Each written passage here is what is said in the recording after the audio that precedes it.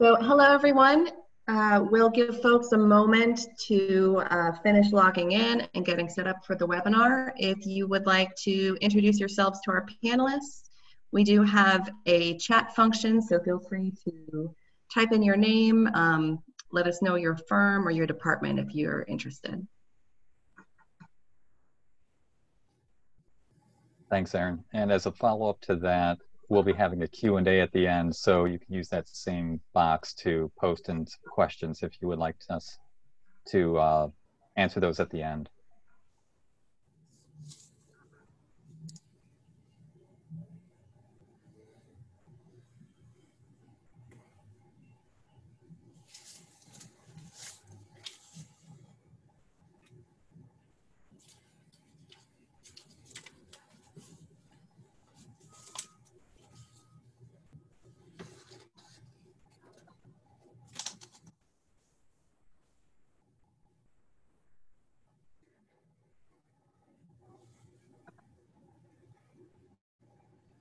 So everyone, as you log in, feel free to introduce yourselves. We're going to give folks another minute or two to finish getting all set up before we begin the webinar.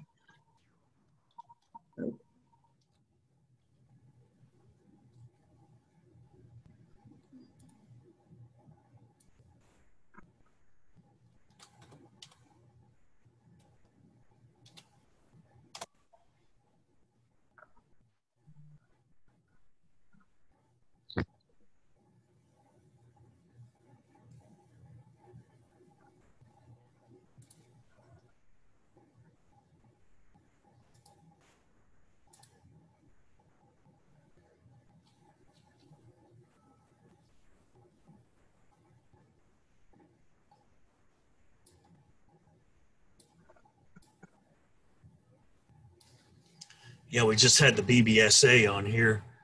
That was a marathon. After having a couple of months off.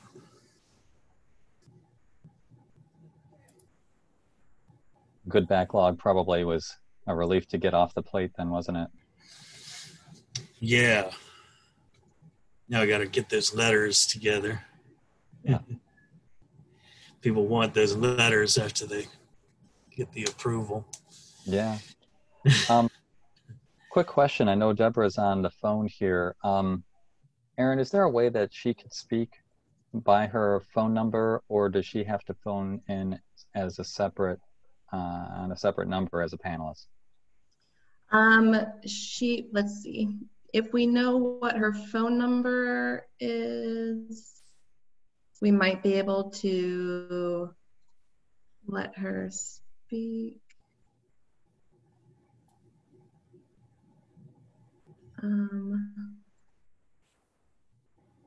It's best though if she uses the panelist invite because that kind of gets her right in. Okay. Do we know which number she is? I don't off the top of my head. Okay. But I'm sending her an email, so. All right. Okay.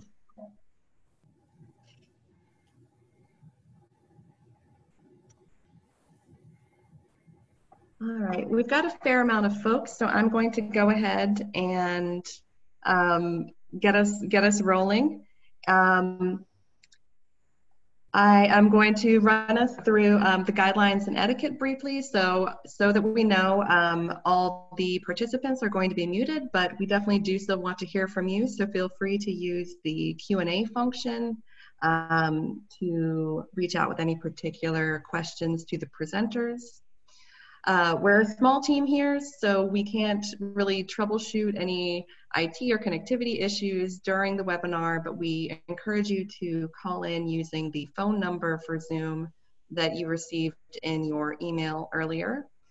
If you are interested in getting CEU credits for this webinar and you are calling in, be sure to email your name and your AIA number to lauren@aianeworleans.org in order to get credit for this session.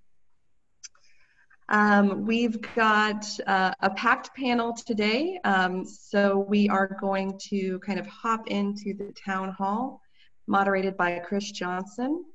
And then we will follow that up with a Q&A and then close out with some upcoming AIA events. So Chris, if you want to introduce our panel. Sure. Well, thanks very much, Erin. So we're very fortunate today that we have so many public officials that we do work with all the time, give some of their time to us and help us understand the ins and outs of their processes for plan review. Of course, we have Jay Dufour, who's our main plan review supervisor for the City of New Orleans, Brian Block, Director of Vucre Commission. We have Ashley Givens from the Real Estate and Records, and Kevin Gerard from Department of Public Works. Additionally, we have Debra Hall, who's going to be who's our Deputy Director for the Department of Safety and Permits. She's on the phone, so we're working on getting her connected here as well. But the panel is well loaded with folks who understand the process as it has now been reborn, if you will, from the post paper routine that we had a few months ago. So now that it's back up and running, it's a little bit of a different format than it was. It's many ways the same, but some of the sub-permit applications have changed, and that's where our panelists are going to be incredibly informative to help us use their time efficiently to go through plan review. And at the end of our panelists, we'll have our Q&A. So as said earlier, go to the bottom of the screen where you have your chat button or your Q&A button. If you post a question there, I'll try to vet them with AIA. We'll ask questions at the end. And that way we'll have the front load of our panelists give the good overview, and then we'll follow up with all the salient questions afterwards. So please stay tuned for that. There's probably going to be some interesting insights that are unique to individuals that help us shed some light on the situations, and I'm looking forward to hearing them. So without further ado then, Jay, would you like to start us off? Okie doke. Hey, how's it going? I'm Jay, Chief Plan Examiner, supervising the Plan Review Division and kind of working alongside with zoning and all these other departments that we have on the agenda today. So my team mostly reviews for the general building code type stuff, and then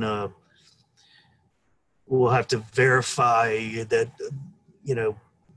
zoning and whatever other sub-permits are, achieved through your process before we can release a permit. But did y'all get Debra yet, or is she able to talk? I don't see her yet. Okay.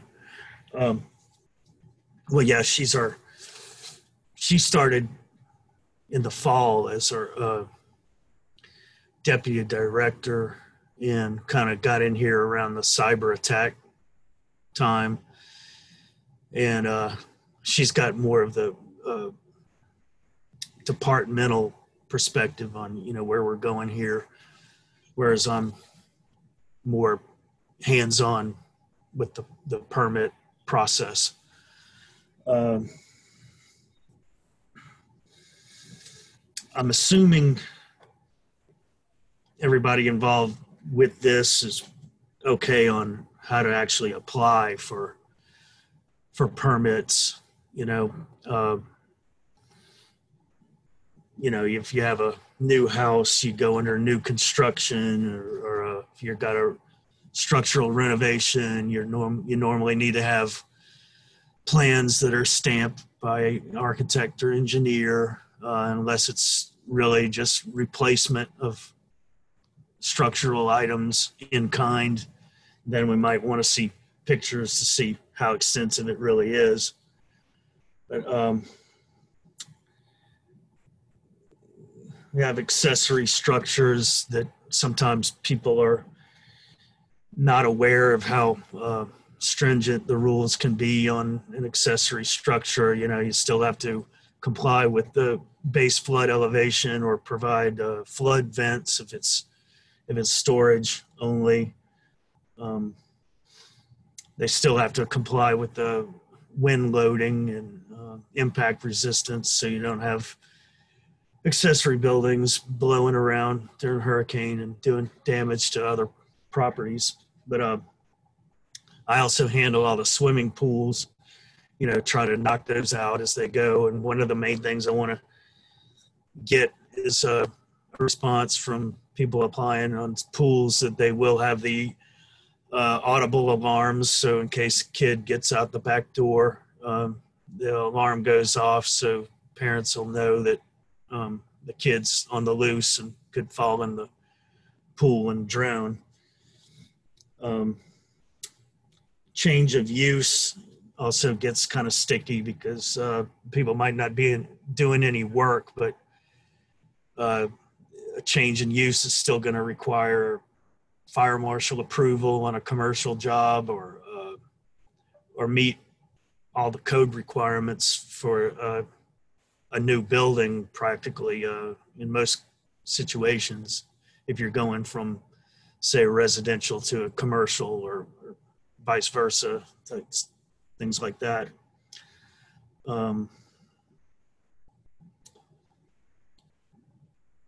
Zoning, yeah, I don't think we have anybody here from zoning, but they kind of do an initial look at each application to see what other sub-permits might be required, or if the project's going to have to get approval from the city planning commission or a design review.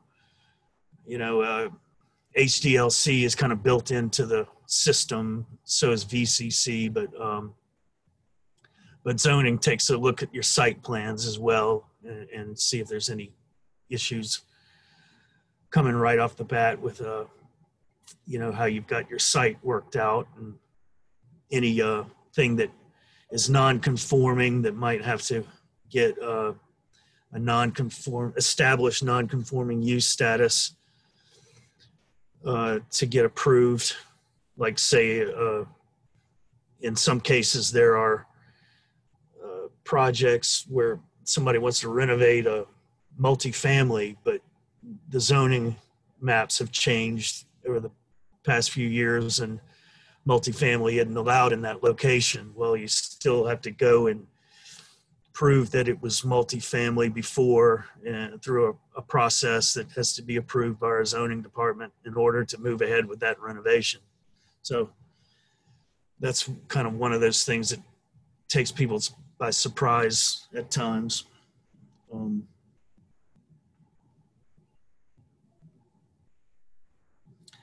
Then a couple of other things I wanted to bring up generally in plan review. Demolition, of course. Interior demolition is pretty straightforward.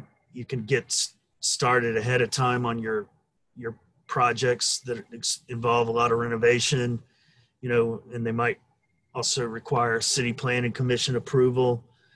You can get going with an interior demolition pretty rapidly in those cases where the plan review is going to take a long time, but or a longer time, I should say. But demolition permits that involve, a whole building or a part of a building get more involved with either the HDLC or the NCADC for approval. Almost all the city is in one of those two jurisdictions and have to get a further approval, maybe on a staff level, sometimes on a public hearing committee level.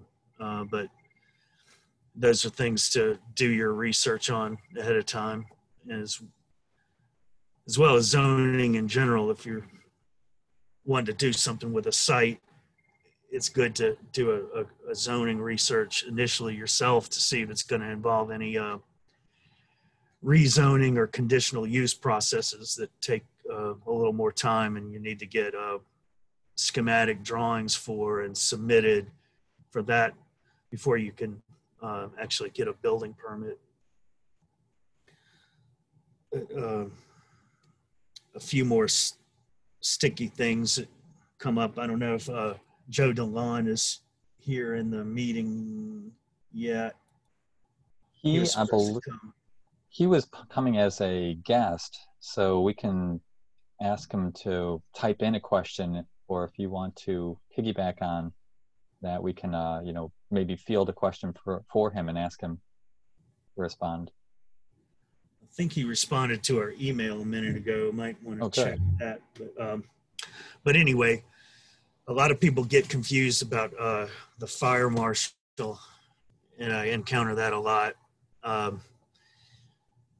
The state law, the state code points out that any sort of renovation in a commercial building or multifamily, no matter what level or no matter what it is, they have to review it. It may not be an extensive review, but they will see your scope and either release it or require, you know, more information. But we cannot issue a building permit on commercial or multifamily without having the fire marshal release on it first. That's something that, you know, it's in the state code, and the fire marshal wants to make their own judgment on whether something needs their full review or not versus us making the decision for them. So it's good to expect that we're going to have the requirement of a fire marshal release on anything that's done in a commercial or multifamily, no matter what it is. And I spend a lot of time responding to people who want to disagree with that, and there isn't much room there. You bring up a good point. During our state fire marshal town hall we had last year, the plan reviewers there were very clear. They said anything that's commercial goes to fire marshal for review, and it's up to the fire marshal to determine whether it's going to be exempted or if it's going to be reviewed. It's not up to the city of New Orleans. So you two departments understand each other very clearly that anything commercial goes to fire marshal, and then they're going to send an exemption letter to you or an approval letter to you. Correct. And kind of just wanted to touch on that, as well as another thing, the table on, I mean, this is a specific item, but it gets caught a lot, especially in the field. But the fire separation distance in the residential code, IRC 2015, it's table R302.1. The fire separation distance is 5 feet before you need a rated wall, but the local amendments and state amendments have it down to where you can be 3 feet from the property line before you need to start worrying about including a fire rating. But the way that's enforced also is, like, if you are going to have a substantial renovation and you're less than 3 feet from the property line, to count on re-siding the wall to get a 1 hour rating. And the same with any kind of re-siding on a non-substantial renovation. We're going to be looking for getting the fire rating in place, mainly because of the safety issue and spread of fire. That's an item that we try to get on each individual project. And sometimes when the scope isn't clear in plan review, it gets missed and then it gets caught in the field. So it's good for the architectural community to know that this is a requirement, so it doesn't get caught in the back end, or, you know, when they're trying to get occupancy or something like that. An inspector notices that, you know, it's a substantial renovation less than 3 feet from a property line. because sometimes we've seen it where that scope is just not clear on any drawings or contract, and it gets missed, and then it becomes a problem when they want to gain occupancy. I think most people know that also for doubles, the fire separation between units needs to go all the way up to the underside of the roof deck. It means going through the attic with a rated wall. That's important for safety. And then floor to floor separation is something we run into all the time, especially on multifamily. There are different ways of providing a rating floor to floor. Some of them put the rated gypsum board at the bottom of the joists and then at the subfloor, and that's the better way to make sure that you've got it covered, because when you try to incorporate the fur down ceiling, it becomes a problem with duct work and HVAC maintaining the separation, and we see that a lot.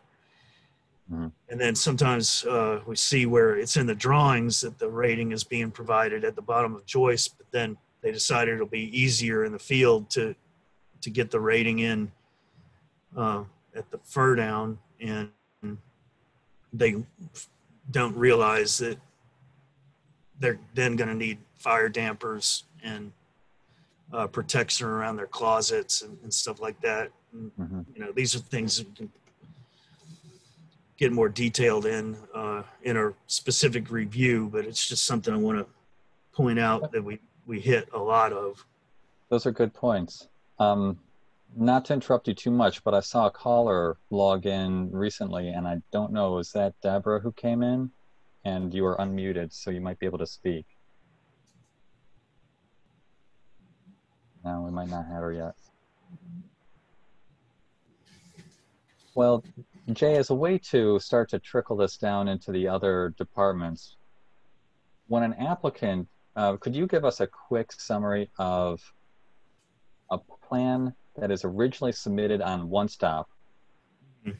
Which sub-departments are notified of that application, and which ones are not currently notified of that application? And the applicant has to file separately with that sub-permit. Okay. Yeah, that's a good one. The HDLC and the View Correct Commission are the main ones that are it's built into our database that they're going to be alerted that application is in their district, and we'll go in and start looking at it. If you already know it's going to be in that district, we've got contact information in this agenda and how to go about initiating discussion with them on getting their permits. We'll share that agenda with the AIA community. We'll post that so that they have the details that you put together with the various department heads. But now, since, like you were saying earlier, we went from cyber attack mode where everything you had to come in here for, and then we went completely 180 with coronavirus, COVID-19, whatever you want to call it, and now nobody's allowed here. So, and through that, we also went from, hard copy applications like this that had to be tracked throughout multiple departments, and we all saw how that wasn't the most efficient thing, but now we're strictly digital again, and it's through the One Stop, and then we interface it through a database called Llama, and all the files are there, and the HDLC and VCC sub permits are pretty much automatically generated and you'll either hear from them or you can get ahead of it and contact them on the front end. But if something has to go to the City Planning Commission, you're going to find out about that if you don't know, if you haven't researched and figured it out, on your own. Mm-hmm. You're going to hear from our zoning department on those types of things. And then the onus is on the applicant to find out from the City Planning Commission what applications they need and what materials they need to actually do the review, and it's separate fees and everything. So Mm-hmm. That's a big one. City Planning Commission, and of course they have multiple things they handle. They handle re-subdivisions, they handle zoning adjustments, they handle conditional use, design reviews. The City Planning Commission is a multifunctional commission there that does a lot of different things. And yeah, people get often get on the wrong track thinking that they're built into safety and permits, and it's not. It's not. Okay. So it sounds like the city safety and permits, you have VUCRE and you have HDLC that are immediately notified. And so when Brian gets this, he knows that there's an application in his district. But if an applicant needs to have City Planning Commission or Real Estate and Records or Sewage and Water Board, say Fire Marshal out of town, or even New Orleans Fire Department, or Public Works, or Public Works, those are all separate. Yeah, and they don't get notified by LAMA or by the one-stop application. So that's good for our applicants to know. We catch that in zoning review and plan review. We usually put that in the review comments to contact these key people in these departments about getting approvals. And I mean, if you know ahead of time what approvals are going to be needed on a permit, you're free to initiate, approval with them prior to us telling you about it, so you can get a head start on some things without, having to wait on a review comment coming from my division or zoning. How about if this is a good time? Let me mention stormwater management. That's built in as well, but that's a big one, a big component of the review. Oh, so that is notified. Stormwater management is notified upon application to one stop. Yeah. Okay. Is this a good time for us to transition over to VUCRE? As I see Brian's been very patient waiting for him next on the list here. So Brian, can you give us some insight after you receive a plan review application, the process that it goes through, and if there are any things that, not design issues that trip up an applicant, but plan application processes that trip up an applicant, that they didn't file something properly or need to pay a fee online and don't know how to do that? I think the thing that we come up against the most is sort of an internal glitch sometimes when we are not properly notified that there's an application that's gone through that's going to require VCC review, and for some reason or another, it doesn't get forwarded along to us. So it sits in, sort of out in the ether, waiting for the VCC to be notified. So what we always encourage our applicants, if you're aware that you're in the VCC district, and it's pretty straightforward because we have jurisdiction over everything that's privately held in the district, and the boundaries of our district go from the river to Rampart Street and Iberville to Esplanade. So if you know that if you're in that geographical area, you're going to be reviewed by the VCC Sometimes we determine that a permit's not required, but the best thing to always do is to contact the Dufour Commission, let us know that an application has been submitted. If you have the reference number, if you have the permit number, and you can contact us with that, then we can easily go and get it, and that way make sure that there's no time that's been wasted. So our jurisdiction extends to everything on a private building that touches air, basically. Unlike the Historic District Landmarks Commission, we have jurisdiction over things that are not necessarily visible from the public right-of-way. So often somebody will either be doing work or plan to be doing work on an area of a property that isn't visible, and they think that it's out of our jurisdiction. So they either proceed or get tripped up by, you know, being told that, no, this does require a review, and this may, you know, interfere with their schedule. They may have been expecting that this would have been a pretty straightforward thing to do, to renovate a rear building, let's say, or the backside of a building, change windows out that you're only visible from the courtyard. And then it turns out that they're identified from a neighboring property, and then it generates notices of violation, which can, you know, lead to adjudication. So that's the kind of stuff that we like to make sure that the public understands, that it's a broader jurisdiction because of the you know, the level of or a more stringent review is required in the National Historic District.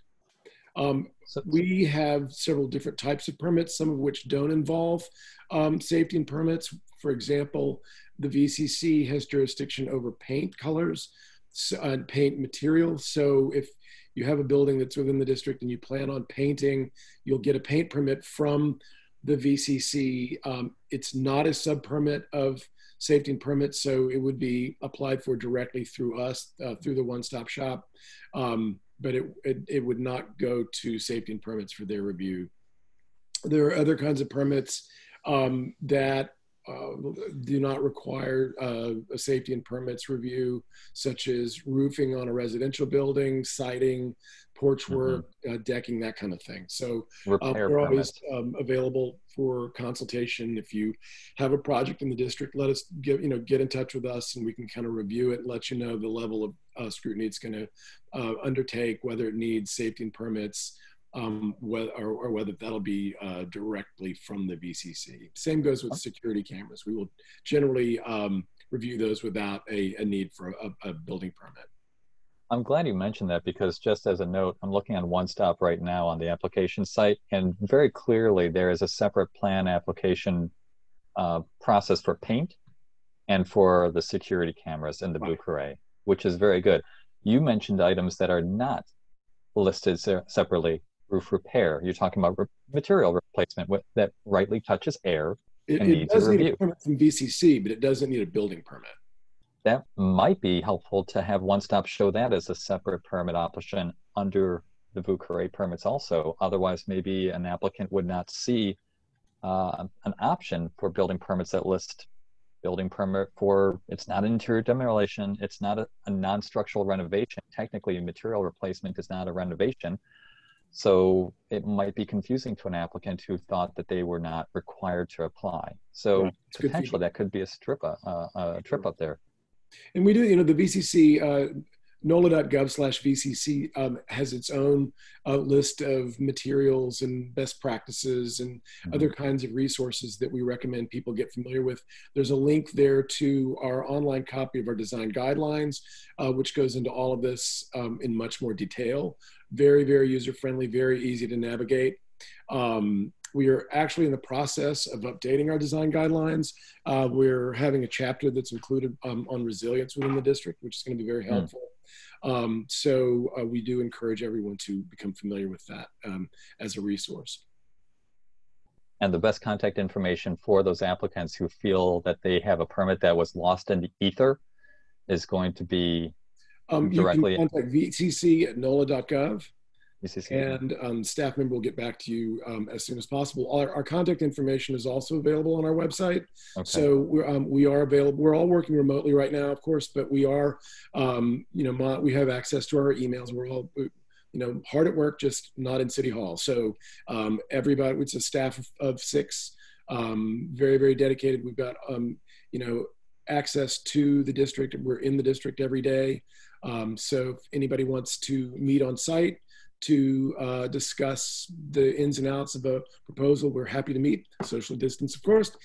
Please wear a mask, but we will definitely come and meet with you on site.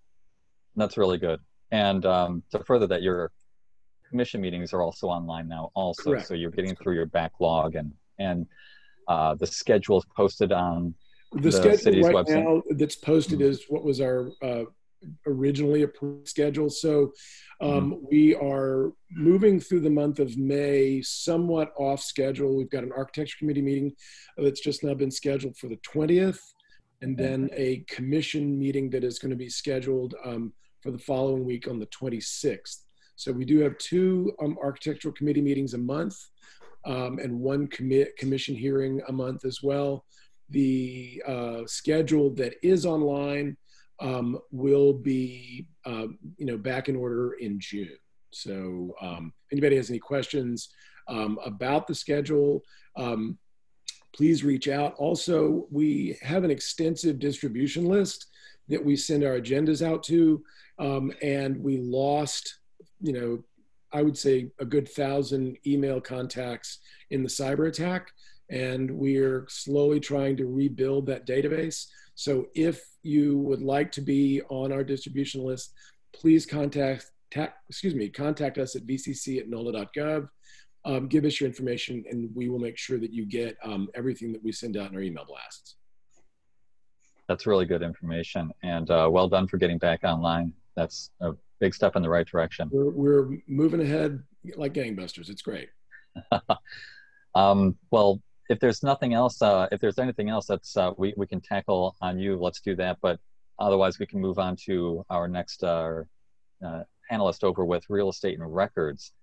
Ashley Givens is joining us from Real Estate and Records today. And Ashley, if you can give us a quick summary similar to what you've heard, how a new application, plan application, would be notified of your required approval, or if you're not notified of that by plan application on the one-stop, can you give us the example of contact information that they can submit to you to get the ball rolling for waivers, for encroachments, for hold harmlesses?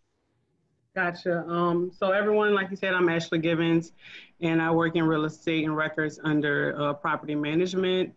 So basically with our department, we deal with encroachments over the public right of way. So once you apply for your permit, like Jay mentioned, you will get some type of note or plan review note that would tell you to contact me.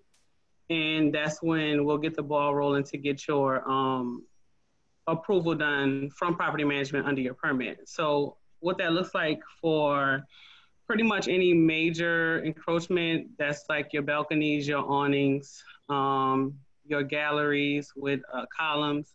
So that pretty much starts off with you sending me the plans that have the dimensions of the encroachment, the height of the encroachment, plans that depict any and all utilities, trees, catch basins, etc. And also the width of the sidewalk would have to be measured. And once I get those plans with those informations detail on them, then I will then release them to the Planning Advisory Committee.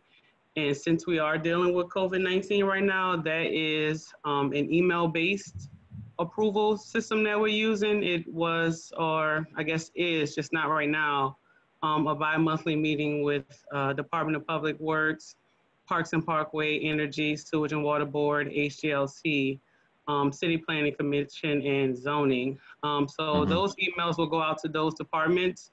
And right now we're giving them pretty much a 3-day turnaround for any comments, any requests for modifications to your plans.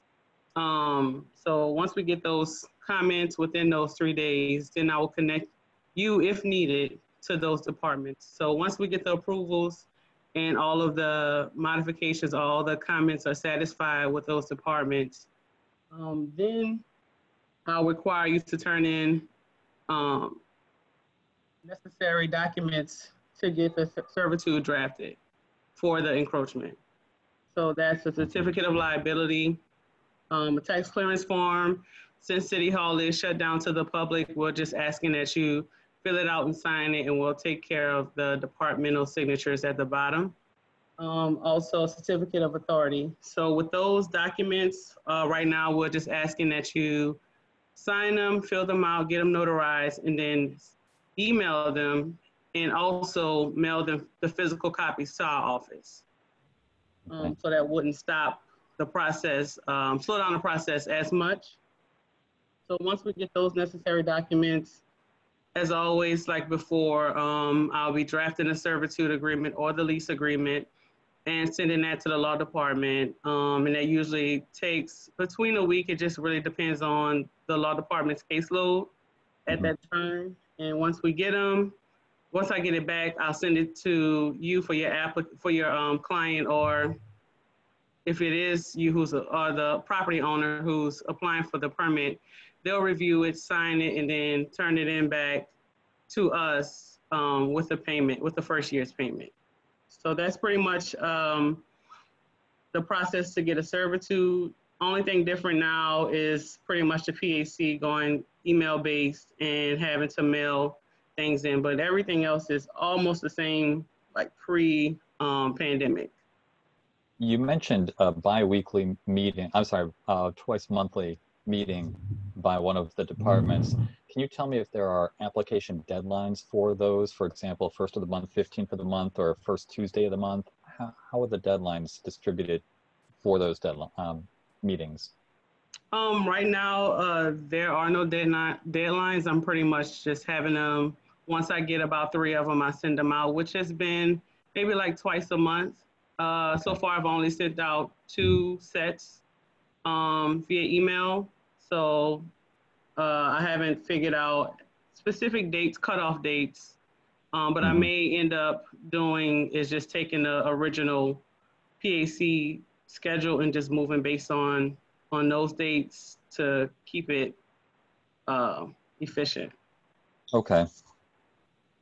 Well, it's helpful to know that, and as a good point that you mentioned, the applicant is the building owner, and that is something that the architect, or as we were talking to architects today, the architect can facilitate as an agent, but ultimately your documents are written for the owner to be the applicant. Of course. Okay. And same thing goes for whole harmless agreements. We're asking that, typical with any whole harmless agreement for signs or outward swinging doors, that they email us or email me their plan showing the type of sign that they plan on putting up, its height, and the street that the sign is going to encroach on, as well as the LLC information for the owner of the sign, because sometimes, you know, the sign will go up on a building that's not necessarily owned by the applicant. True, like a store that is leasing the downstairs retail area, and they're mounting the sign onto an upper floor of the building. Exactly. So once I receive those plans and that information, I'll draft the whole harmless. And with the whole harmless agreement, no payment is necessary. We just require that the applicant sign and notarize the document, along as sign and notarize a certificate of authority. And those documents will be scanned and emailed, as well as mailing the originals into our office, which will all be detailed in the email once we start a correspondence of getting that process finished. And we'll share your contact information with the attendees here so that they know how to reach you directly by email and by phone, so that will hopefully give you a clearer path of access to the applicants. Yes. And we're also still doing historic verifications with HDLC and the Dufour Commission. So with those plans, as before, pre-pandemic, we were getting those plans in, and if an applicant or an architect had any questions about an existing encroachment, or if they wanted, as they call it, grandfathered in, I'm still doing those verifications with HDLC and the Dufour Commission. Just a side note, If it is a historic restoration, meaning that it's not there, but it was once there in the far distant past, and they're trying to recreate it, it still has to go through the PAC process. Just it does not require servitude or payment. Just a review, because some utilities may change, some things may change between the 1930s and of course 2020. A drain may be there, or a catch basin, or anything, a tree that may obstruct that encroachment from going up currently. And that's good to know. So in some ways, it's seen in the same light as the galleries in the French Quarter, where those are an existing grandfathered encroachment. You're not levying fees on that use of public space, but it needs to be documented. Correct. Okay. Well, Ashley, thank you so much.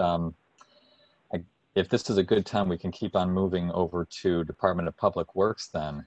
And Kevin, if you are unmuted here, we can start you and listen to how you receive a plan review application, and if we need to notify you separately, or once we've notified you, how does your plan review process work? Okay, yeah, you can hear me? I can hear you just fine. Okay, good. Yeah. So yes, I'm Kevin Gerard. I'm head of permitting for Department of Public Works. Yeah, so right now, the applications that come in, as long as we're already a review section on the building permit, we'll see it in our system. Usually with that, we try to get to everything within 2 business days of when we see it, assuming that there's like a plan set in there to look at. Because occasionally we'll look at it as like someone has put in a permit, but there's not documents attached yet, so we kind of hold off. And then sometimes that kind of falls by the wayside when we don't really check back because it's so far on the list. But yeah, but for the most part, we'll see it and take a look at it. If within if you don't see any kind of movement on it and you want to get a status update, you can call 504-658-8040. That's the traffic engineering communal line. Any kind of driveway related thing, they'll be able to, whoever answers will be able to immediately pull up the thing, take a look at it with you, walk through any questions they have, anything like that. If no one answers, because right now we're kind of cycling how we have people in the office.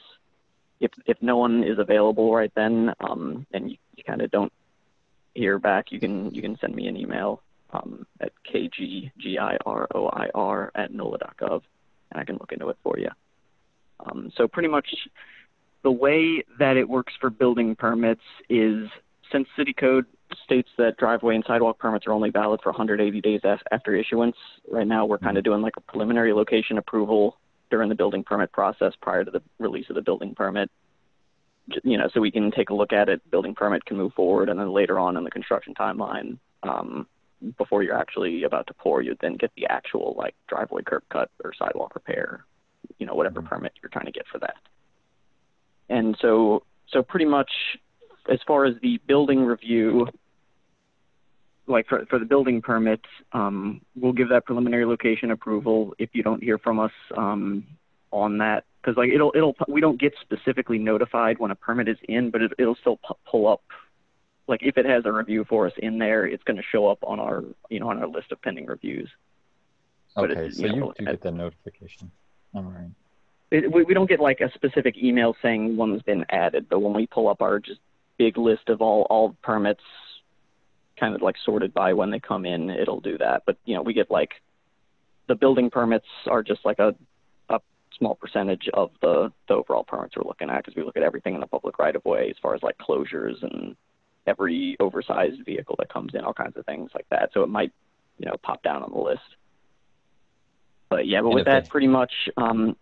Yes. Oh, I was just going to say, similar to the other departments, if an applicant feels as though they've been lost in the ether, they will be able to email you directly with the permit review number and send an email to you and say, Kevin, can you find the status of this review for curb cut, driveway, whatever it might be, and notify it. Yeah, I'd suggest calling the 658-8040 line first, because whoever answers, they're going to be sitting at their computer able to pull it up like immediately, whereas with emails, I get flooded with emails every day. Like I will definitely get to it, but it could be like a day or two. Okay. But that's always the option of emailing me directly, and I can take a look to see where it's sitting, if there's any hold up or if it just kind of got lost in the shuffle. You mentioned but the yeah, and so pretty much, validity. yes. Oh, go ahead. I'm sorry. No, you can ask, yeah. I was going to follow up on your comment that your plan review comments are valid, or your approvals are valid for 180 days after the approval from Department of Public Works. But as you know, many construction jobs are longer than 180 days. So it's... Yeah, that's why we do a preliminary approval. So we're not actually issuing the permit. So for a lot of that, anything other than like the smallest of like new construction residential stuff, most new things that are going to be multifamily, they're going to take more than 180 days, especially if you're getting our approval before the building permit's even issued. So it runs into issues. So usually it's going to be getting the preliminary approval first. That will allow the building permit to move forward. And then it'll be coming back like kind of on the tail end to get the actual like driveway permit or sidewalk repair permit when you're closer to being able to do it. Does the contractor like usually call with that, in we're for gonna, that? Oh, I'm sorry. So with that, that's going to be a submittal on onestop-app.nola.gov on the left-hand side. I think it's under right-of-way permits. It has a couple of our permits on there. Like it has driveways, it has sidewalks, it has construction zones and dumpsters. Okay. And so for that, that'll be the case. Like if you want to put that in at the same time as the building permit, you can. But like I just ran into one earlier where we're going to be way more stringent on what we need to see on the site plan for the actual permit itself, because that's the one that allows actual physical construction in the right of way. So with that, we're going to make sure every single bit is as it needs to be. Whereas for the preliminary review for building permits, we're more looking at like, in general, does this meet the dimensional requirements? Can it actually fit? Does it actually lead to a valid off-street parking spot? We like tangentially look at the zoning stuff as far as like the side lot line offsets to make sure that's kind of where it needs to be. But with that, more particulars as far as like, is the apron 100% as we need it to be? That's something that can usually be hashed out, just so we're not holding up the building permit for it. It can be hashed out between then and when they actually do that work. Because that's something that obviously it will get done correctly, or it's going to be, the inspection will fail on it. But it's something that doesn't need to hold up the building permit because we know the driveway, once they figure out the specifics, can be put in, and it's not going to cause any kind of issue on that end. You bring up a good point, though, and it's on the applicant, the architect in this community would be responsible for getting the conceptual approval prior to the building permit being issued.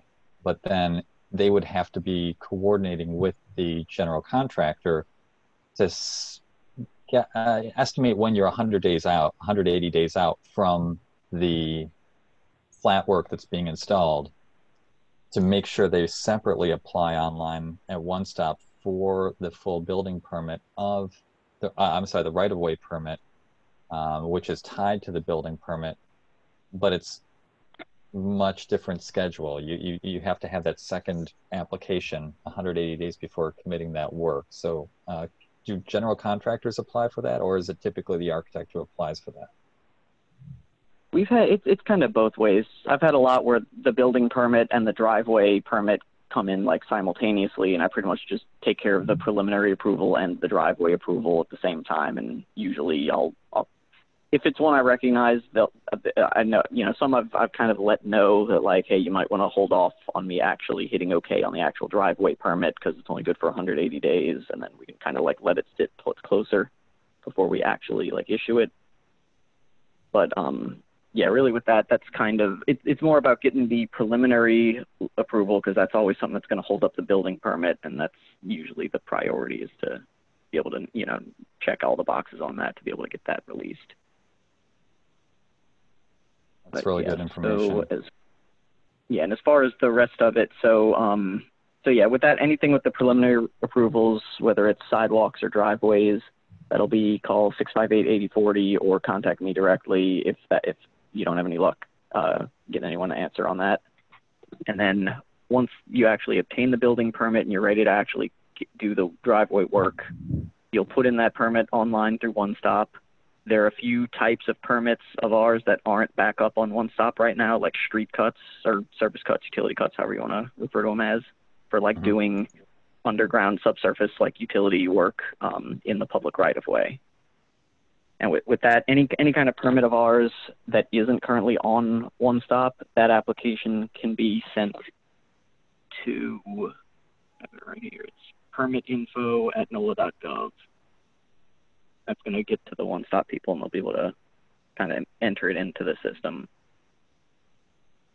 All right, that's a catch-all. That permitinfo@nola.gov is more of a generic. Yeah, because I know that's kind of what everybody's using right now if they have issues with that. But if it's not available to apply through One Stop directly, like on the site, that'll be where to send application documents to. Okay. And then as far as, so for those, pretty much the preliminary stuff, it's either 80/40 or I'll handle it. For the actual like permit itself, when you're looking to do the work, if it's driveways, that'll be that same stuff, 80/40 or me. If it's sidewalks or street cuts, the 2 points of contact with that would be Devin Kelly, and I'll give you the 2 emails. It's devin.kelley@nola.gov or christopher.leblanc@nola.gov would be the people to contact for that. And pretty much all these, it's pretty much give us a couple days because we'll most likely get to it. But it's just if it seems like it might have fallen through the cracks or something, you can reach out to get updates on that. Really good. Okay. Well, thanks, Kevin. Other than I appreciate I just wanted to go through. Oh, okay. Sorry. Yeah, I just wanted to go through some things that we see on like almost every one, just to kind of preempt things that we have to send back for revisions. So like a lot of the times it's the driveway apron that isn't done right that we have to send back. So pretty much any kind of rollover curb street or street without curbing needs to have 3-foot flares. Like let's say the driveway is 10 feet wide at the property line. It would then flare out. You'd kind of follow the exterior of the driveway down to the street and then go out on each side 3 feet and just connect to a straight line at the property line. So if it's 10 feet at the property line, it's going to be 16 feet total at the street. And a lot of the stuff we see is it's not coming from the property line to the street. It's coming from like the street side of the sidewalk, or the numbers are just off or something like that. So that's usually something we have to kick things back for. And then for vertical curb streets, so like a lot of uptown and everything like that, that's going to be connecting to the curbs via 4-foot radius curves. And then also things on the site plan, because pretty much part of our review, we're looking at the plan, obviously, and we're also kind of taking a look at Google Maps Street View just to see if there's anything not on there. Like, please make sure to put any existing city trees or storm drains, utility poles, any kind of thing like that, fire hydrants, anything that could be an issue, and kind of note on there what the distance is from the closest part of the apron. Because with that, for trees, like we have to get parks and parkways involved, so they make sure it's not going to cause damage to the roots. For anything else, we have to see is it something that's going to be in conflict. Like we want to see, for utilities, we want to see everything at least 18 inches away from the apron. And if that can't be done, like for a storm drain, it could be converted to a drop inlet, relocate, something like that. But we need to see it on the plan and know, so we know kind of where to go with that. So if it's not shown on the plan, we're gonna lose time on the review because we're gonna have to reach out to request it and then update the plan and then look at it again from there. Sounds like you've encountered those a good number of times then. So hopefully we can help save your permit review time by adding that information to our plans at the initial submittal. Yeah, because that'll make the approval. Like if it's something that's done correctly that we can look at, the review takes like 10 minutes. It's just when there's almost always there's something that we have to reach out to get more info on, and that kind of makes it take a lot longer. Yeah, and then but other than that, I only had one other real thing. I've got this question a lot where people are asking about like the curb. Like for the most part, zoning requires the driveway to be 3 feet off the side lot line for where the actual like parking pad lies. But if it's leading to like an interior garage or something, it only needs to be 1 foot off, like on the approach up, and then it kind of goes to 3 feet to wherever it needs to be. But there's been a lot of people asking about like, well, if the apron is 3 foot flares, how do I make it so it doesn't cross over into the adjacent property? And with that, it's the flare is always in the public right of way. So even if it's like 1 foot offset and then it kind of comes out 3 feet and it's like overhanging 2 feet across ish, it's still not actually in the other person's yard. It's in the public right of way in front of their house, but it's not in their house. So that's completely viable. Yeah, that's just one I get a lot. So I just wanted to make sure. That's a good question. I'm glad you clarified that. Okay. Yeah, and then other than that, like I don't want to take too much more time up. If there's any questions about any other DPW permits that I didn't go over, like construction zones, dumpsters, any of that kind of stuff, yeah, I think you have the ability to ask questions in the chat, and then I can take a look at those at the end of this. But other than that, yeah, thank you. Great, thank you very much. And I think this is probably a good time for us to start going through some of the Q&A too, to keep things rolling along. I don't think we have any other departmental representatives with us on the phone right now. So if it's okay with you, Jay, maybe we can field some of these questions together that have come up. Yeah, I will say that the City Planning Commission and the HDLC have done a lot to put things on their websites on how to navigate right now with the coronavirus and working from home and all that. So it's not entirely detrimental that they're not here today, because you can reach them through their website.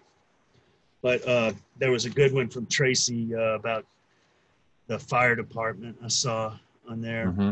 And you know, we usually give you there are several ways that you get led to the fire department. It can be through plan review, where if you're in the fire district and need approval, we'll put that on a review comment. And we also do that on high rise or anything with a backup generator for elevators. And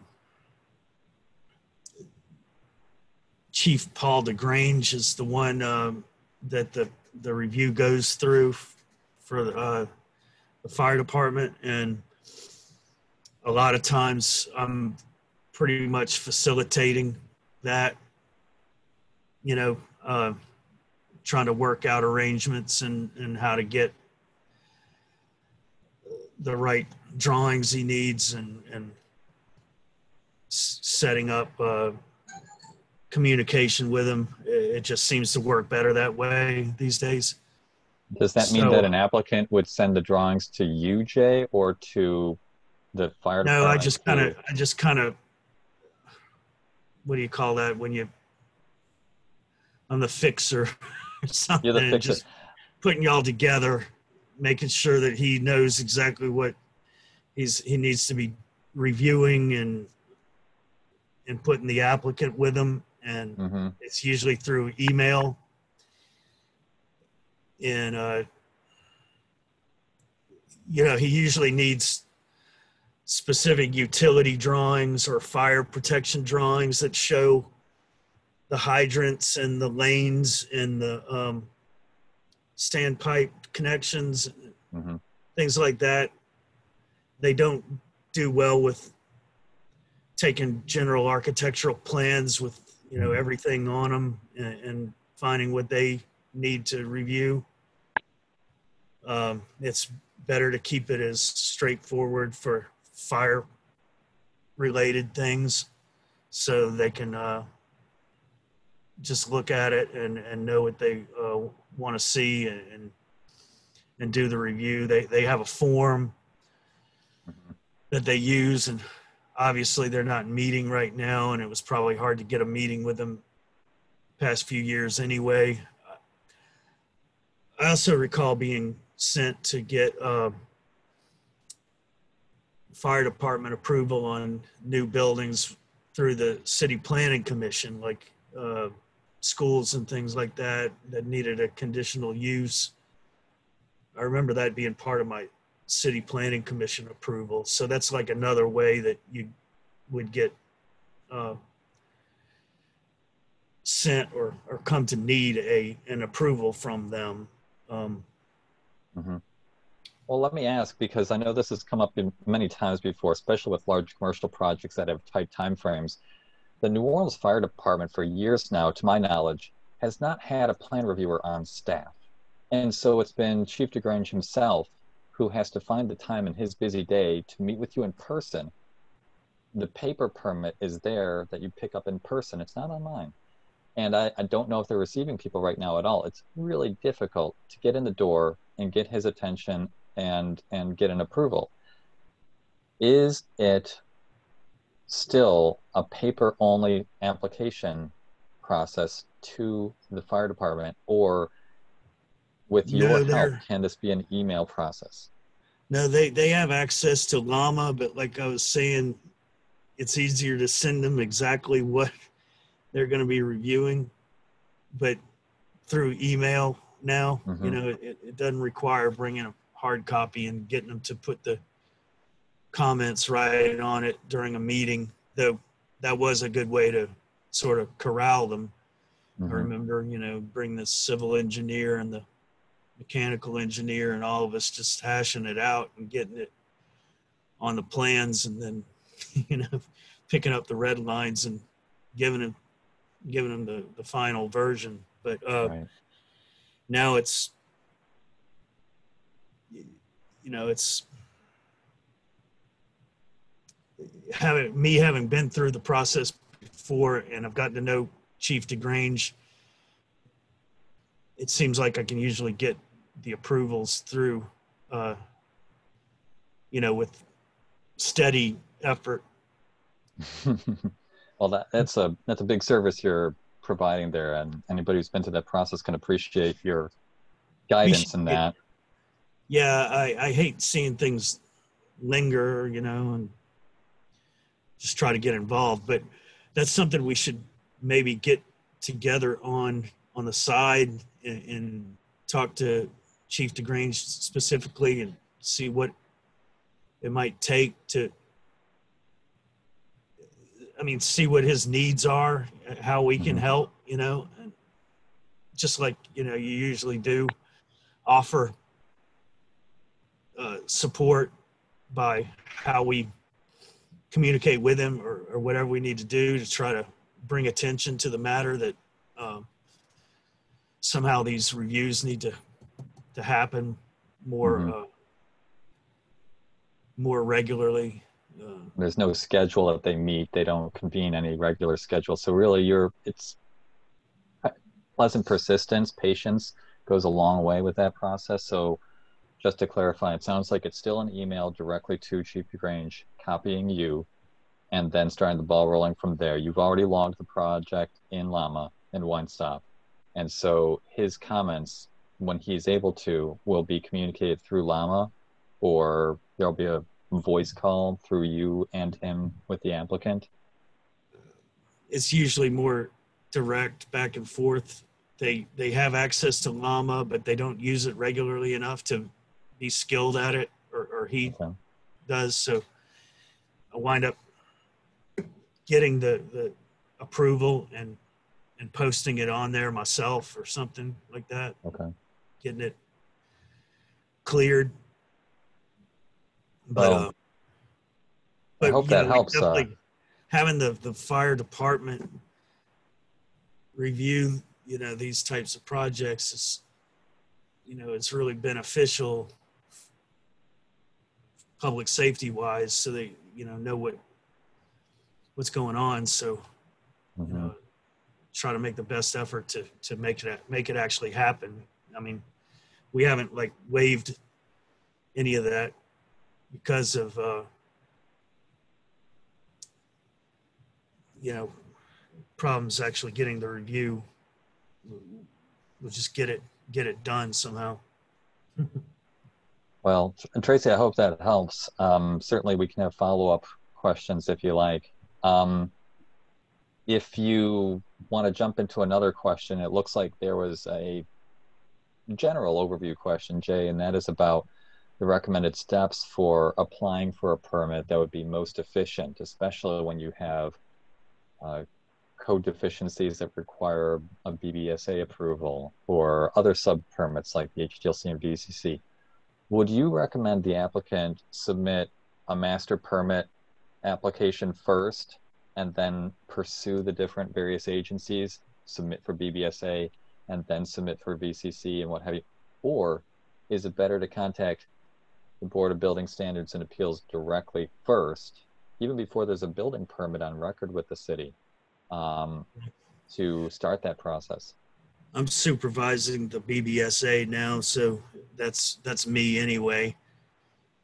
And then I often talk to people when they could come in. We would meet, over plans and stuff, and try to identify what they're going to be needing to do. Besides, that's not directly in plan review. It usually brings zoning into it too.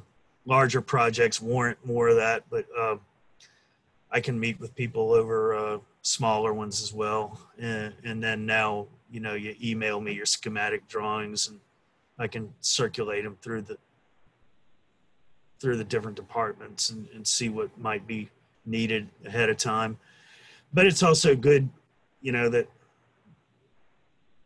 people attend things like this to learn about it. And now we have effective programs like this for people to go to, whereas they didn't have this, when I was trying to get permits as an architect. Right. It's just like, find out what you get. Right. It's a learning process that starts new for every new architect or every first-time applicant, and you learn something new every time. But as you and I were talking offline, that takes it takes the public agencies a lot of time to train each individual applicant so that they get better at doing the process of permit coordination as they evolve in their professional credentials. But this is more time efficient to get you out in front of dozens of applicants at the same time to take care of some of the common questions that come up. Yeah, I think it's effective in that regard, and just having people being able to see who I am and that I'm here, available, working with you, versus just some name that Yeah, it makes a big difference. That's a human, not just an email address. That makes a big difference in the work we do every single day, to see that there's real people at the other end of that email chain. But yeah, we should continue to have things like this. We can probably make an effort to get the different departments that weren't able to make it this time, and try to have another one in a few months, and we can follow up with other questions. Dialogue. Yeah, and we'll probably have some of the other questions that come in that we might be able to send your way, and you can act as our switchboard operator to send it to the right receiver, whoever that department might be. There were a couple of last questions that came up, and I know that we're past an hour, and I apologize to everybody who is short on time. And you're welcome to stay on as long as you like, and I'm available certainly. But Jay, if it's comfortable for you to continue forward, we can keep the conversation rolling for a little while longer if you're still available. Yeah, I am. Someone asked about the floor-to-floor situations, and I could probably put something on screen but let's wait till the end, I guess, to do that. Okay. Well, here's a question, then a general question before we get to the floor-to-floor, because I think sharing a screen is a very good example for that. Some questions come up about how the city determines a significant upgrade or substantially improved renovation. What metrics the city uses to evaluate that? Yeah, that's a common issue and topic. It comes into play with base flood elevation a lot, and then also sometimes with stormwater management design. So we've updated the definitions of substantial improvement as of recent.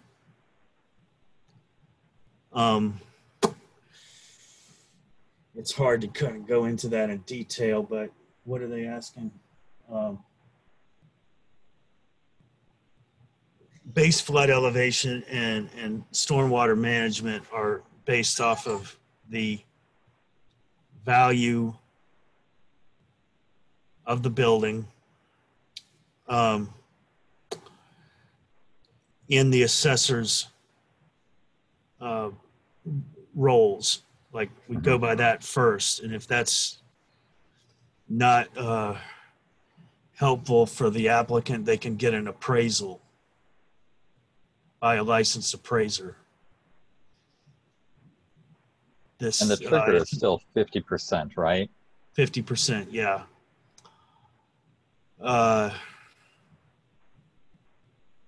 There's still something in the New Orleans amendments for items that aren't specific to base flood elevation and stormwater management that include language about the value after the improvements are made, you know, and that gets harder to put a you know, a specific number to, so try not to go there, but it is some language that we currently have. I'm trying to change it so it's all uniform, you know, you don't have different definitions of substantial improvement in different places in our amendments to the code. But right now there is some variation between what type of review it is. But I know that base flood elevation and stormwater management are pretty clearly defined at this time. And it goes by a two-year window of combining permit application costs to establish an amount to work off of. You know, it's not, you can't like get a permit and then another permit, you know, with two different construction costs and then keep, you know, being under the substantial improvement. They accumulate it over a 2-year period. Okay.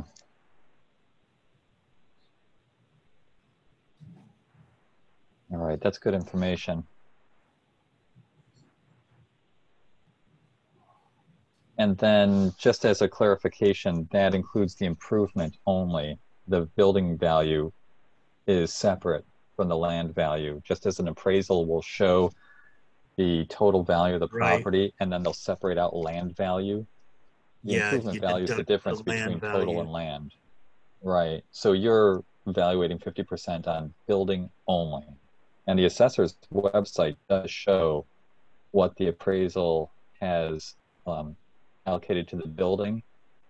Specifically, they've given a total and then the building total. So when the safety and permits plan reviewers are looking at a new application and construction document, contract that shows the cost of construction, they'll evaluate that to make sure it's less than 50% or more than 50% of the building value as shown on the appraisals on the New Orleans assessor's website. Right. Okay. And then of course, if you're in a local historic district and it's a renovation, it can be lowered, you know, the base flood elevation can be lowered to 18 inches above the curb versus 3 feet above the curb. What about for commercial properties in historic districts that are inches above the curb? Well, if it's a renovation in a historic district. Right, if you'd have a commercial building with a nearly level entry in a historic district and a significant improvement or substantial improvement. Then you can get like you have the option to go to the state SHPO and get a document stating that it's a contributing to the historic district and go to the BBSA to get it documented. It's usually pretty straightforward. You can be lower than the 18 inches if you go to the BBSA in that case. Okay. Without requiring the flood proofing of the ground floor, the first 18 inches of the ground floor does not necessarily have to be flood proofed if you're in a historic building that's a contributing building to that neighborhood. Right. And actually, you know, it's good to have those guys from floodplain management to talk about these things, because it gets very specific. But actually, I might have misspoken, and you might not actually need to be contributing if you're in the local historic district. But that's something I'd have to check That might on. be a follow-up question that we can ask Yeah. Jerome Landry. We can write something to that effect and email him for clarification. But yeah, it's all in the New Orleans amendments.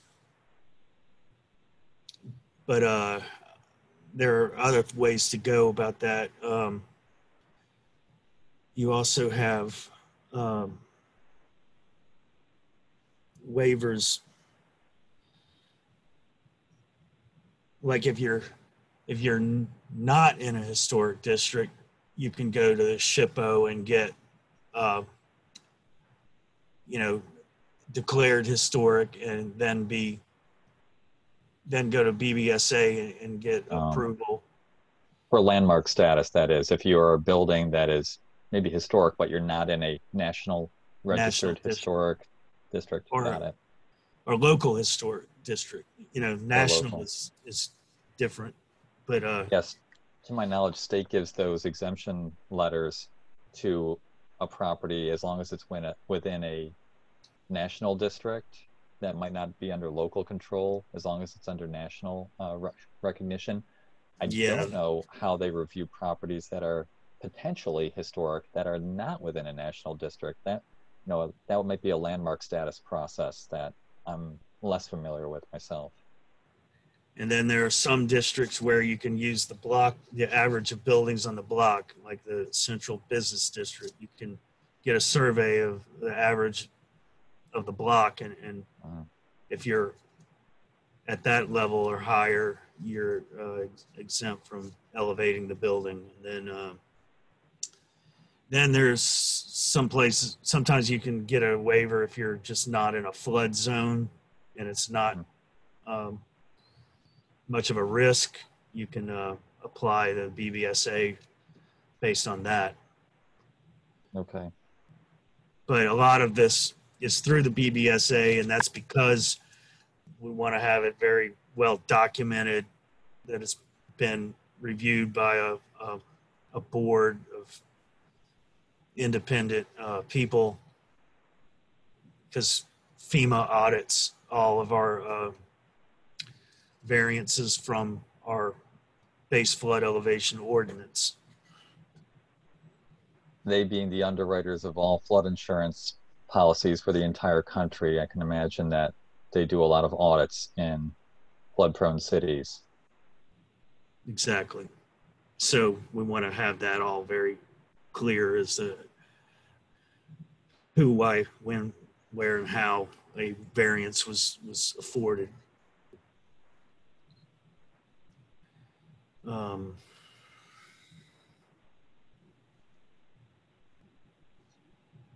So is this a good time that you might want to share that the floor-to-floor question that came up earlier?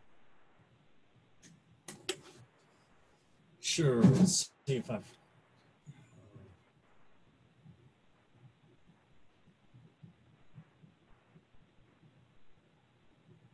That might be something to follow up with as well. I need to think of where I had that, since I lost all my, since we had the cyber attack, I lost a lot of information. And I used to have a diagram ready to go. Well, I have a couple of other questions then. We can tackle that floor to floor another time. When it comes to the office operating right now, it sounds like all of your permit offices, the sub-permit offices, all of the board reviews are happening remotely now. They're by web, they're even the city council. So an applicant today will be afforded a public hearing of whichever board this is within a timely fashion. There are no more delays due to adjournments of these or lack of convening of these boards. Every board is still convening now. They're back to convening, although remotely, everybody's back on schedule. Is that correct, or do we have some sub boards that are still struggling? No, I don't know of any that aren't happening at this point. Okay. In fact, the BBSA, I've got information that's going to be on the deadline to submit for the next meeting is tomorrow, but it's going to be held on 21st at 9:30 a.m. via Zoom. Okay. So everybody buy stock in Zoom now, I guess, or actually that ship sailed. We should get that 2 months ago. Let me ask about some other operational questions, and I recognize that maybe you're not in a position to answer everything. Sometimes these questions could be answered by Debra. Goals for 2020, changes in the office that might be anticipated, and one of them that we're curious about, every 3 years, of course, comes a new code that's adopted. Do you have a schedule for when the next code will be adopted for IRC or IBC?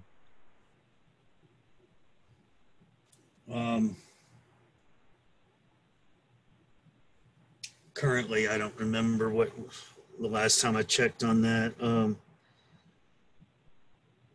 I think it's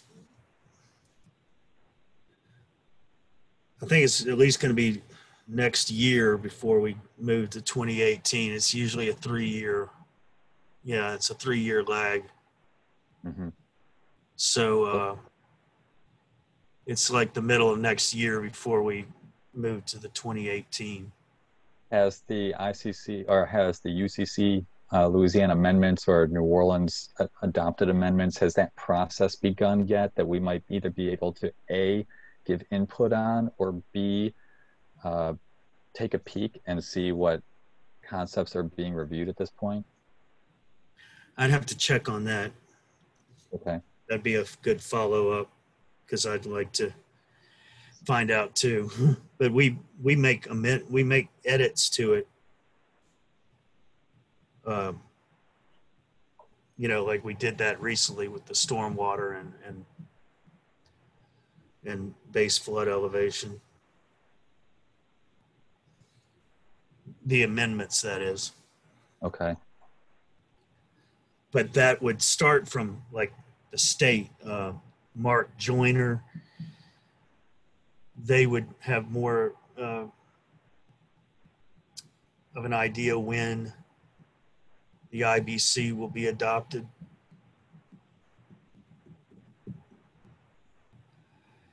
And then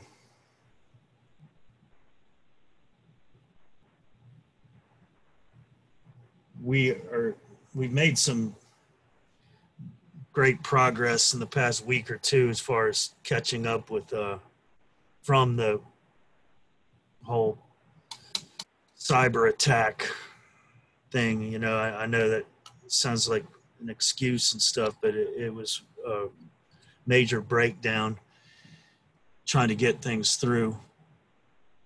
Well, congratulations. I heard you're all digital now, not just you're all digital with your plan applications, but also all of your previous paper applications have now been brought up to having a digital file as well.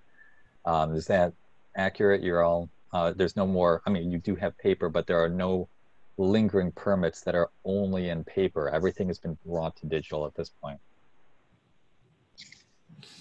Yeah, we're pretty well. I mean, there are a few stragglers here and there, but I'm getting it, like someone asked earlier about any project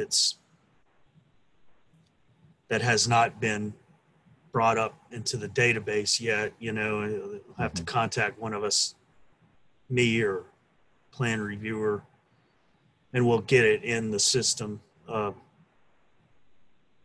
soon as we're alerted to the fact that it's not, like, we're not issuing any of these handwritten permits anymore. You know, if a permit is issued, it's getting put into the database and everything's scanned to it, and it's issued through there. That way they can pay through One Stop and download a placard, you know, like before. Now, speaking from personal experience, you were very effective at a couple of questions that I had with existing permits, and they went right into digital format after I noticed a lapse there. So thank you for that. Yeah, we won't be able to see my autograph in there will be another time Windows anymore. But well, yeah, it looks review like times are getting better. We're going to try something with the fire marshal. If anybody wants to volunteer to get their IBC review done through the fire marshal, just let me know. I'm looking for a couple of projects to guinea pig through that. You know, you just basically do your IBC review with the state fire marshal and submit, you know, your approval. And then if there's anything we need to look at specific to our location, you know, we can do that. But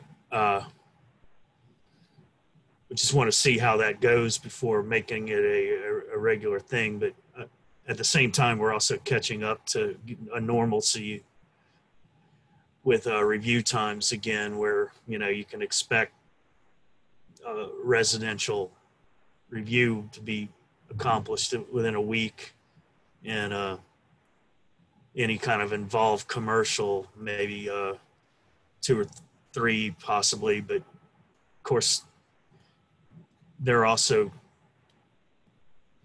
a lot of projects that have to go through the City Planning Commission as well, and that always, you know, adds multiple dimensions to review times. But but we're getting back to a reasonable pace. And to anybody who has any of the specific subcategories that we discussed earlier, who are not immediately notified by One Stop, then it's a benefit to the applicant to reach out to that department directly. And again, that's going to be City Planning Commission, that's going to be Sewerage and Water Board, State Fire Marshal, New Orleans Fire Department, and also Real Estate and Records. Those sub-permits should be applied for separately, and they'll come together in LAMA at the end, but it's the applicant who's required to connect with those departments initially.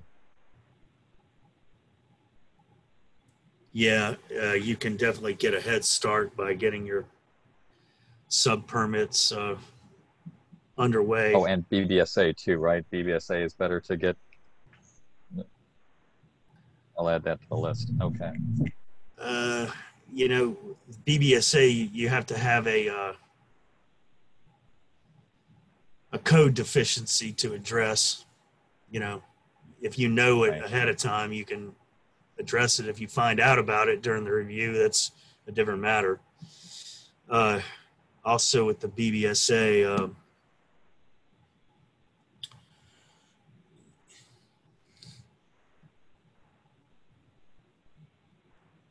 a lot of times that involves things that get caught in the field as well. So that kind of varies.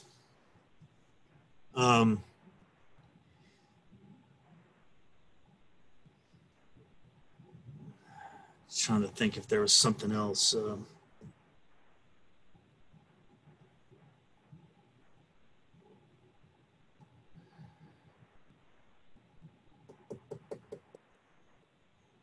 Well, it's something that we can certainly do a follow-up with. If it comes to you anytime, that's fine. We can post the additional information to the website or to the attendees as a follow-up. Yeah, hopefully we can take this sort of outline that we've already started and even develop it as a guide, you know. We can build on this as sort of a guide.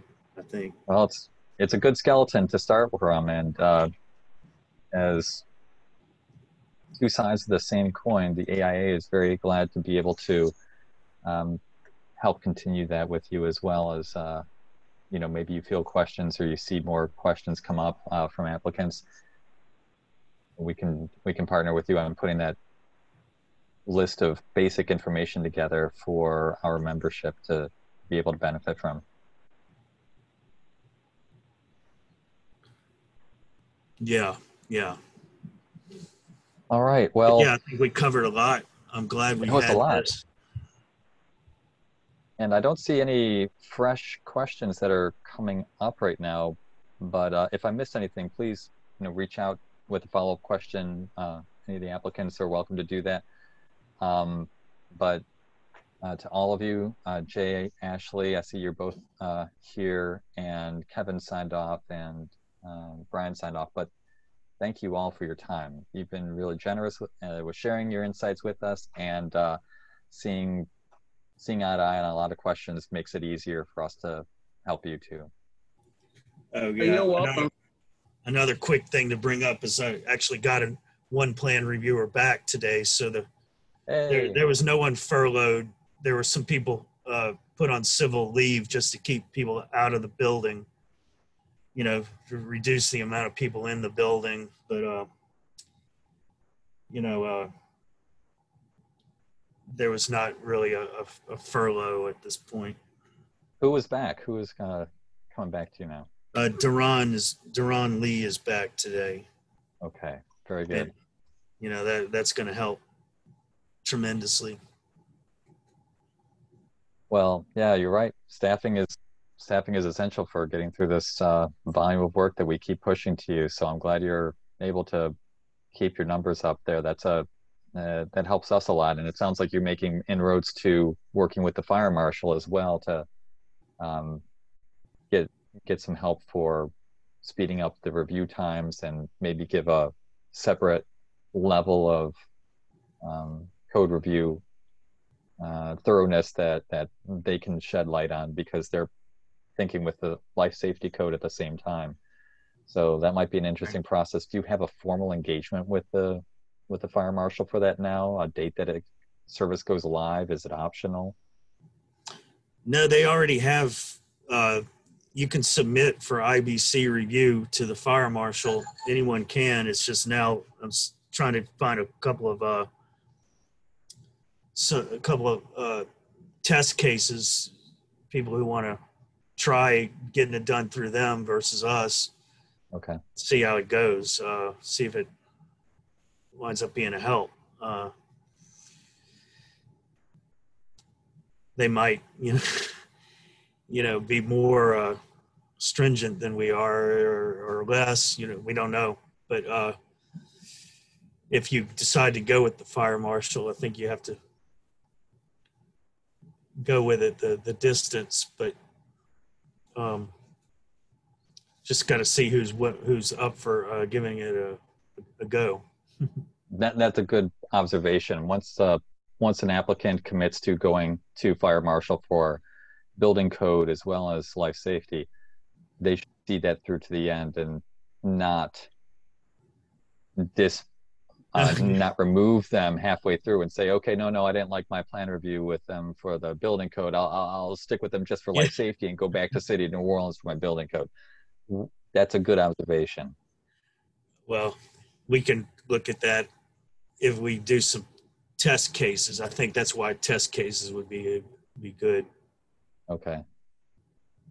Well, that's great. You willing to do? There will come a time. I bet you there will come a time, but I'm not quite there with a project hot in my hand, ready to go. All right. Well, thank you. Everyone have a good evening. That was great. Yes, you too. Glad to be of help if I can. You've been great. You've been a tremendous asset to our community. You've been very accessible. You've been very collaborative, and thank you, not just to you, but you know, I saw Jessica Thibodeau's here online too. Thanks to all of you. I appreciate that. Yeah, thank you so much, Oscar. Thanks to all of our panelists. Thank you, Jay. Thank you, Chris, for arranging this. Thanks to everyone who showed up to answer our members' questions. We very much appreciate it. I just wanted to draw everyone's attention quickly to a couple other webinars that we have coming up this Friday. We have the first in our storytelling series, just kind of tracing out different paths that folks can take with the architecture professions. So that'll be featuring Stephen Dare. And then next week, we are continuing with some of our LUs and HSWs. So please head over to our website, check those out, sign up for everything. And thanks again. Thanks to everyone. I know that this was very valuable for lots of people. Well, thanks for helping pull us all together also. Thanks, AIA. Talk to you all later then. Good night. Good night.